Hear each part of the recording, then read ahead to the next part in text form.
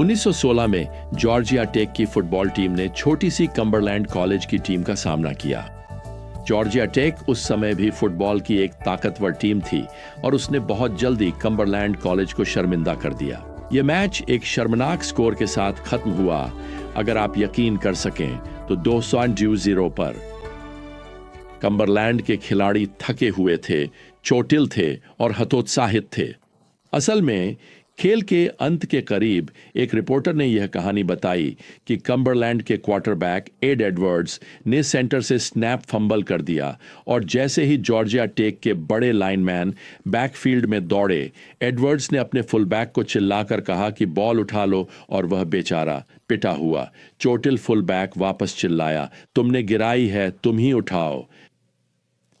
मुझे लगता है कि अगर शिष्यों और दुनिया के बीच स्कोर रखा गया होता तो अभी तक स्कोर कुछ ऐसा होता, दुनिया 200 बाइटील और शिष्य 0।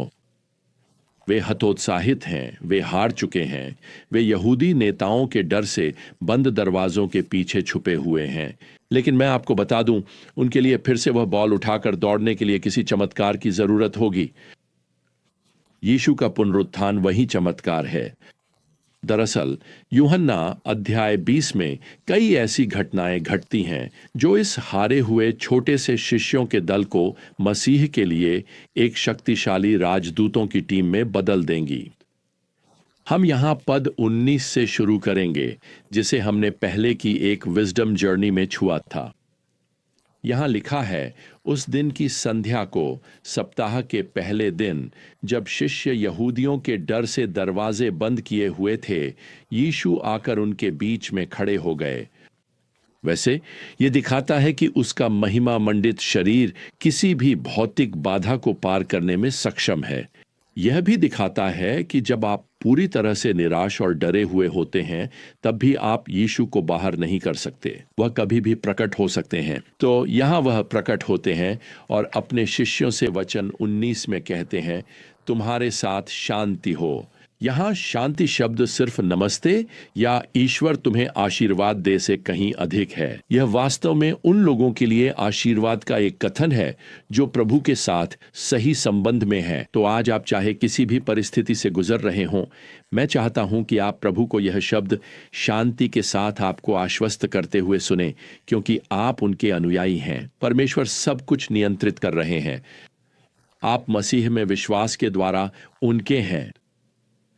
अब लूका के सुसमाचार में ध्यान इस बात पर है कि वे उसे देखकर कितने चकित हो गए थे, और इसका कारण यह है कि शुरू में वे सोचते हैं कि वे किसी भूत को देख रहे हैं, और मैं समझ सकता हूं क्यों। यूहन्ना का सुसमाचार हमें यहाँ वचन 20 में बताता है कि यीशु ने उन्हें अपने हाथ और अपनी करवट दिखाकर उनके डर को शांत किया, और लूका अध्याय में यह भी जोड़ते हैं कि उन्होंने उन्हें अपने पैर भी दिखाए। 24। अब यहाँ वचन 20 में जो क्रिया दिखाया का अनुवाद किया गया है, उसका शाब्दिक अर्थ है प्रदर्शित किया। तो यीशु ने अवश्य ही अपनी एक बांह आस्तीन से बाहर निकाली होगी और उन्हें अपनी छेदी हुई करवट दिखाई होगी। उन्होंने अपने छेदे हुए हाथ और अपने पैर प्रदर्शित किए। ये हमें बताता है कि उन्होंने कुछ घावों को रखने का चुनाव किया है। इस तथ्य पर विचार करें कि स्वर्ग में केवल उन्हीं के घाव रहेंगे, आपके सारे घाव चंगे हो जाएंगे। खैर, लूका यह भी लिखते हैं कि यीशु ने मछली भी खाई। यह दिखाता है कि भले ही वह बंद दरवाजों से गुजर सकते हैं, फिर भी वह महिमा से भरे मांस और हड्डियों से बने एक असली व्यक्ति हैं। फिर यीशु उन्हें उनकी प्रेरिताएं मिशन की याद दिलाते हैं। वह यहाँ यूहन्ना अध्याय 20 के वचन 21 में कहते हैं, जैसे पिता ने मुझे भेजा है, वैसे ही मैं भी तुम्हें भेजता हूं। इससे उन्हें कम से कम दो बहुत ही उत्साहजनक बातें पता चलीं। पहली बात, यीशु उन्हें फुटबॉल टीम से बाहर नहीं करने वाले और न ही कोई नई टीम इकट्ठा करने वाले हैं। खैर, यह उत्साहजनक था। और दूसरी बात, वह उन्हें यह बताते हैं कि उनके ऊपर उसकी पुनरुत्थान के प्रकाश में एक जिम्मेदारी है, और यह उनके लिए, और सच कहें तो आज हमारे लिए भी चुनौतीपूर्ण है। हमें बंद दरवाजों के पीछे या पहाड़ों में किसी आश्रम या मठ में छुप कर नहीं रहना चाहिए। वहां बाहर एक दुनिया है जो सत्य के लिए प्यासा है और वे कीचड़ के गड्ढों से पानी पी रहे हैं। हमारे पास जीवन का शुद्ध जल है और हमें इसे अपने तक सीमित नहीं रखना चाहिए। अब पद 22 में लिखा है, जब यीशु ने यह कहा तो उसने उन पर फूंका और उनसे कहा, पवित्र आत्मा को ग्रहण करो। अब इसे यहां गलत मत समझिए। पवित्र आत्मा का स्थायी वास 50 दिन बाद प्रेरितों के काम अध्याय 2 में पेंटेकोस्ट के दिन आएगा, जब कलीसिया की स्थापना होगी। यहां यीशु उन्हें जो देते हैं वह एक बार का अस्थाई सामर्थ्य है, जो उन्हें लगभग 2 महीने तक पवित्र आत्मा के उतरने और उस नए नियम की कलीसिया की स्थापना के इंतजार के दौरान सामर्थ्य देगा। अब यहां पद 23 में यीशु उनसे कहते हैं, यदि तुम किसी के पाप क्षमा करो तो वे क्षमा किए जाते हैं, यदि तुम क्षमा नहीं करते तो वे क्षमा नहीं किए जाते। अब फिर से कई लोगों ने इस वचन को गलत समझा है कि पतरस और प्रेरितों ने एक ऐसा याजक वर्ग शुरू किया था जिसे आज भी लोगों के पाप क्षमा करने की शक्ति प्राप्त है। ओह, बिल्कुल भी नहीं। वास्तव में यहां जो 2 क्रियाएं प्रयुक्त हुई हैं, जिन्हें क्षमा किया गया और रोक लिया गया के रूप में अनुवादित किया गया है, वे यूनानी नए नियम में परिपूर्ण कर्तृवाच्य परफेक्ट पैसिव में हैं। यीशु कह रहे हैं कि शिष्य लोगों को यह बता सकते हैं कि उनके पाप पहले ही क्षमा किए जा चुके हैं या क्षमा पहले ही रोकी जा चुकी है। दूसरे शब्दों में यीशु शिष्यों से और आज आपसे और मुझसे कह रहे हैं कि हम वास्तव में उन लोगों को जो यीशु मसीह में विश्वास करते हैं, पूरे विश्वास के साथ यह घोषणा कर सकते हैं कि उनके पाप अब सदा के लिए क्षमा कर दिए गए हैं। हमने उन्हें क्षमा नहीं किया, हमने क्षमा का मध्यस्थ नहीं किया, यीशु ही यह सब करते हैं। और पूरे विश्वास के साथ हम यह भी उन लोगों से कह सकते हैं जो यीशु मसीह को अस्वीकार करते हैं कि उनके पाप क्षमा नहीं किए जाएंगे।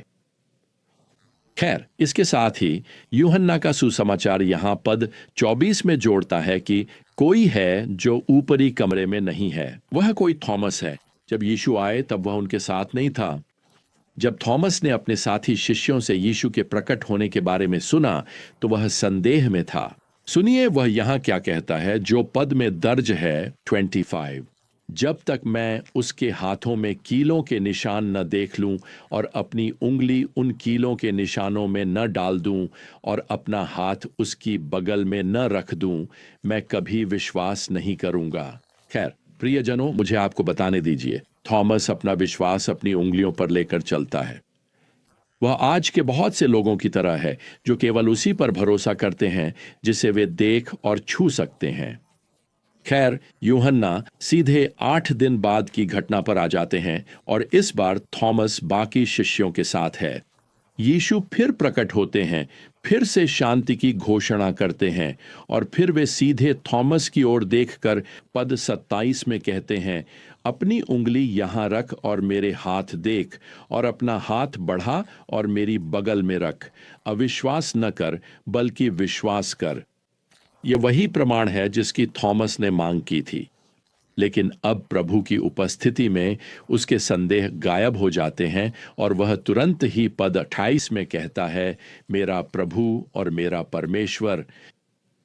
आप जानते हैं, यह पहली बार है जब सुसमाचारों में यीशु को इस तरह संबोधित किया गया है।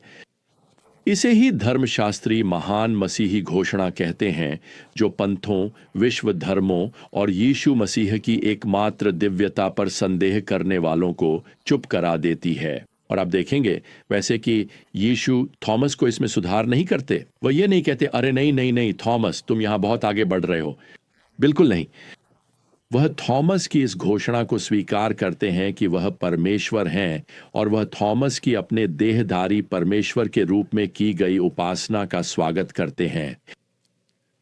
अब मुझे लगता है कि अगला पद विशेष रूप से आपके और मेरे लिए है, और सच कहूं तो उस समय से लेकर अब तक मानव इतिहास के हर शिष्य के लिए भी। पद 29 में लिखा है, यीशु ने उससे कहा, क्या तूने मुझे देखकर विश्वास किया है? धन्य हैं वे जिन्होंने मुझे नहीं देखा और फिर भी विश्वास किया। तो मुझे आपको बताने दीजिए, यह आशीर्वाद आपके लिए है प्रिय। ये एक विशेष प्रशंसा है। सोचिए जरा, एक दिन एक विशेष इनाम मिलेगा क्योंकि आपने यीशु मसीह पर विश्वास किया, बिना कभी उनके हाथों और उनके पंजर को छुए, उनके पैरों को, उनके पुनरुत्थित शरीर को देखे बिना। शायद आज आप निराश हैं, शायद आप हार गए हैं, शायद आप संदेह कर रहे हैं। ऐसा लग सकता है कि इस समय आपके जीवन में स्कोर 222 बनाम 0 है और आप हारने वाली टीम में हैं। ओह, आप चाहते हैं कि आप भी थॉमस की तरह प्रभु का चेहरा देख पाते। तो मुझे आपको बताने दीजिए, मैं समझता हूं ऐसे समय आते हैं जब मैं भी वही देखना चाहता हूं, लेकिन मुझे आपको बताने दीजिए प्रिय, जबकि आप उसे मछली का खाना खाते हुए या उसके हाथों को छूते हुए नहीं देख सकते, वह आज आपके घर में है। जबकि आप उसे अपने कमरे में खड़ा हुआ नहीं देख सकते, वह आपको देख सकता है। तो आज उसके दिल की बात सुनिए, जो आपको इस लिखित वचन पर विश्वास करने के लिए सराहता है। भरोसा रखिए, विश्वास कीजिए और उस पल का इंतजार कीजिए जब आप अंततः उसे देखेंगे। और इस बीच स्कोर की चिंता मत कीजिए। ऐसा लग सकता है कि स्कोर 220 बनाम 0 है, लेकिन बस याद रखिए, खेल अभी खत्म नहीं हुआ है। और जब आखिरकार यह खत्म होगा तो मुझे आपको बताने दीजिए, एक आनंदमय विजय उत्सव शुरू होगा और वह कभी कभी खत्म नहीं होगा। तो जब तक हम फिर से यात्रा पर न निकलें प्रिय, प्रभु यीशु मसीह का अनुग्रह, परमेश्वर का प्रेम और पवित्र आत्मा की संगति रहे। आमीन।